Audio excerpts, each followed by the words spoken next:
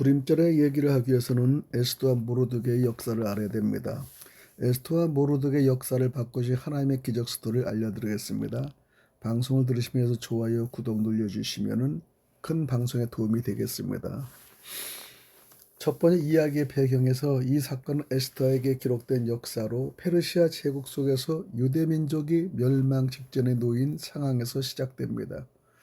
위기의 시작은 권력자 하만은 유대인인 모르드게가 자신에게 절하지 않는다는 이유로 분노합니다. 개인의 감정이 민족 학살로 확대되죠. 그는 왕을 속여 유대인 전체를 죽이라는 명령을 내립니다.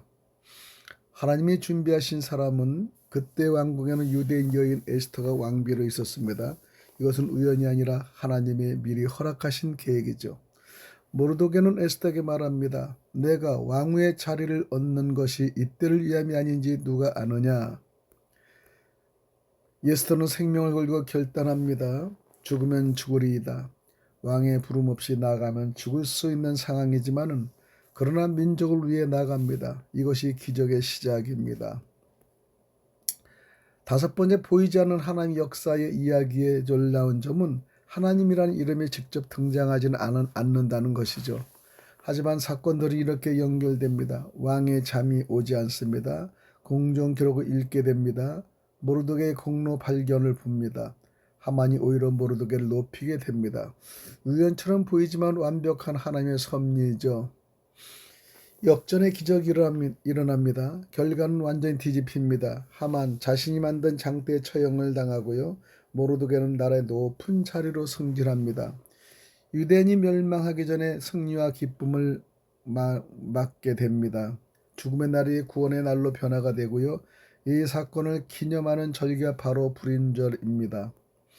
핵심의 메시지는 첫 번째, 하나님은 보이지 않게 일하신다는 것이죠. 보이지 않아도 역사하심은 멈추지 않습니다. 두 번째는 위기는 하나님의 기회가 됩니다. 절망은 끝이 아니라 하나님의 시작점입니다. 세 번째는 한 사람의 결단이 역사를 바꾸기도 합니다. 에스더의 순종, 민족 구원합니다. 네 번째는 하나님은 악을 뒤집으십니다. 하만의 계획이 하나님의 완전한 반전으로 바뀝니다. 오늘은 역전의 하나님, 오늘의 적용은 지금의 어려움도 하나님의 뒤집일 수 있습니다. 내가 서 있는 자리가 하나님의 계획일 수도 있습니다. 작은 순종이 큰 역사를 만듭니다.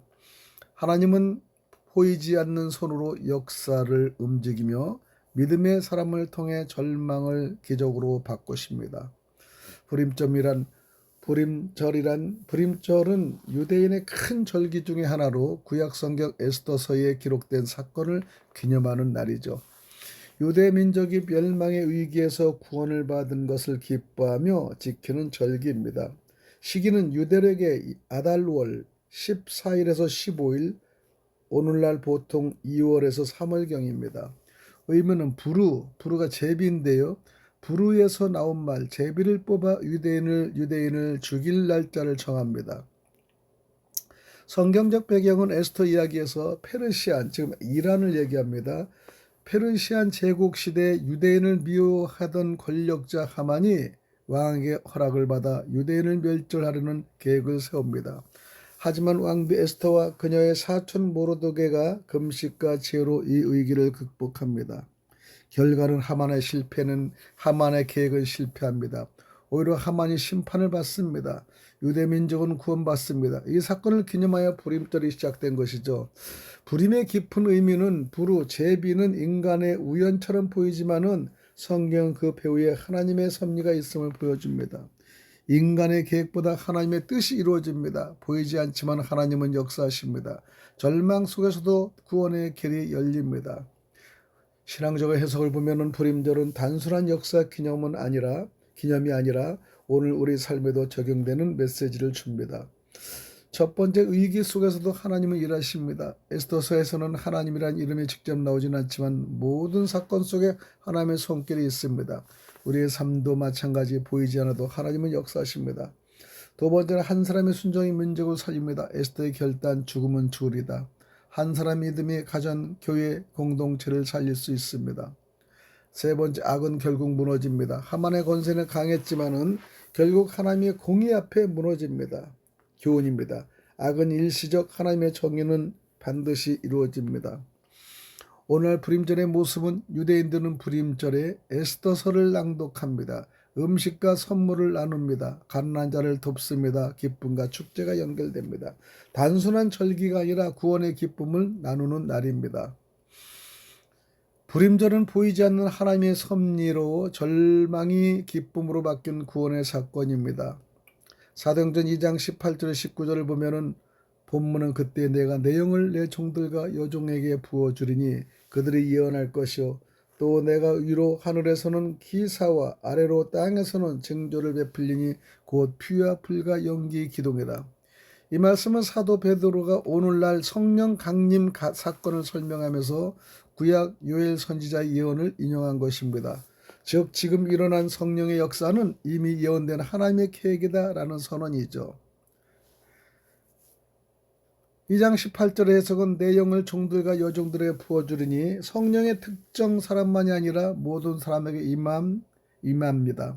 신분, 성별, 계급을 초월한 은혜입니다.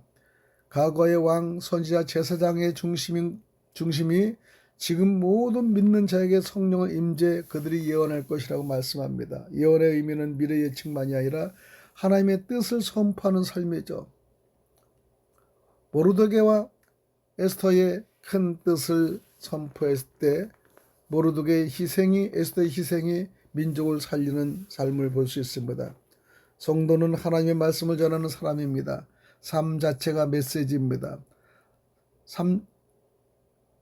세 번째는 19절을 해석은요. 하늘에는 기사 땅에는 징조라는 것은 하나님이 역사하실 때 나타나는 초자연적 표적이죠.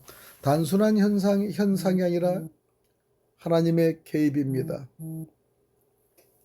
피와 불과 연기의 기동이 상징적 의미는 피는 심판과 희생을 얘기하고요.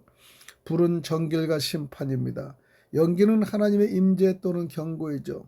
종말적 메시지 포함은 마지막 때의 징조는 하나님의 심판과 구원의 동시에 이루어진다는 것입니다. 진행된다는 것입니다. 핵심은 이렇습니다. 성령의 시대가 열렸습니다. 모든 믿는 자가 하나님과 직접 연결되는 시대입니다. 두 번째는 평범한 사람도 하나님의 도구가 됩니다. 종, 여종이 낮은 자도 쓰임을 받는다는 것이죠. 하나님은 지금도 역사하십니다. 기사와 표적이 일어납니다. 현재 진행형 하나의 역사이죠. 네 번째는 마지막 때를 준비하라는 것인데요. 징조는 단순한 사건이 아니라 영적 경각심을 주는 신호입니다. 오늘의 적용은 나는 성령의 인도하심 속에 살고 있는가? 두 번째, 내 삶이 하나님의 메시지를 전하고 있는가를, 세 번째, 시대의 징조를 영적으로 분별하고 있는가를 잘 정리해 보시기 바랍니다.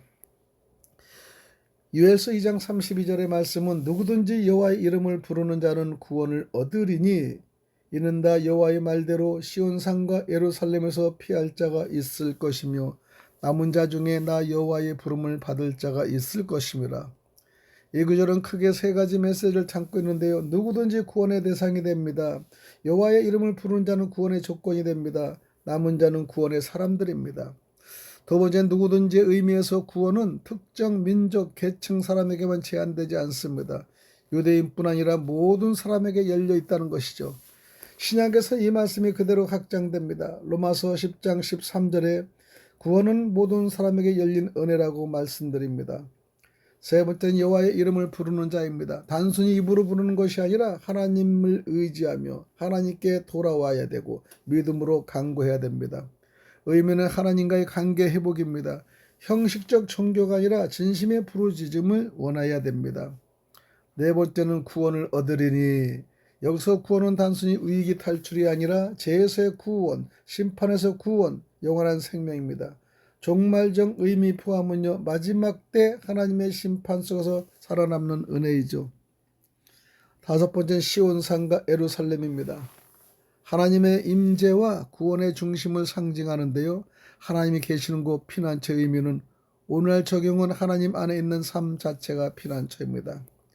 그럼 남은 자는 누구일까요? 매우 중요한 성경 개념입니다. 심판 속에서도 남겨진 사람들입니다. 하나님께 선택받고 응답한 자들이죠. 그들의 특징은요. 믿음을 지킨 사람들이고요. 하나님을 찾는 사람들이 남은 자입니다.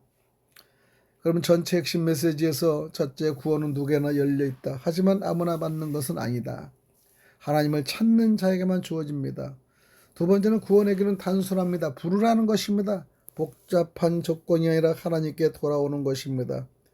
세 번째는 마지막 때의 경고와 소망은 있지만은 피할 길도 준비되어 있다는 것입니다. 이 말씀을 신약적 연결로 하면은 신약에서 그대로 성취됩니다. 예수 그리스도 안에서 완성, 그의 이름을 부르는 자 구원을 받습니다. 구약의 예언은 신약의 성취입니다. 오늘의 적용을 드리면은 여러분, 나는 진심으로 하나님을 부르고 있는가를 가슴으로 생각해 보시기 바랍니다. 두 번째는 형식이 아닌 믿음으로 나아가고 있는가를 생각해 보시기 바랍니다. 세 번째는 하나님을 나의 피난처로 삼고 있는가를 생각해 보시기 바랍니다. 한 줄로 딱 요약을 정리하면은 누구든지 진심으로 하나님을 찾고 부르는 자는 반드시 구원을 얻는다. 할렐루야. 여기까지 말씀을 드리겠습니다. 좋아요, 구독 눌러주시면 방송에 도움을 주십니다.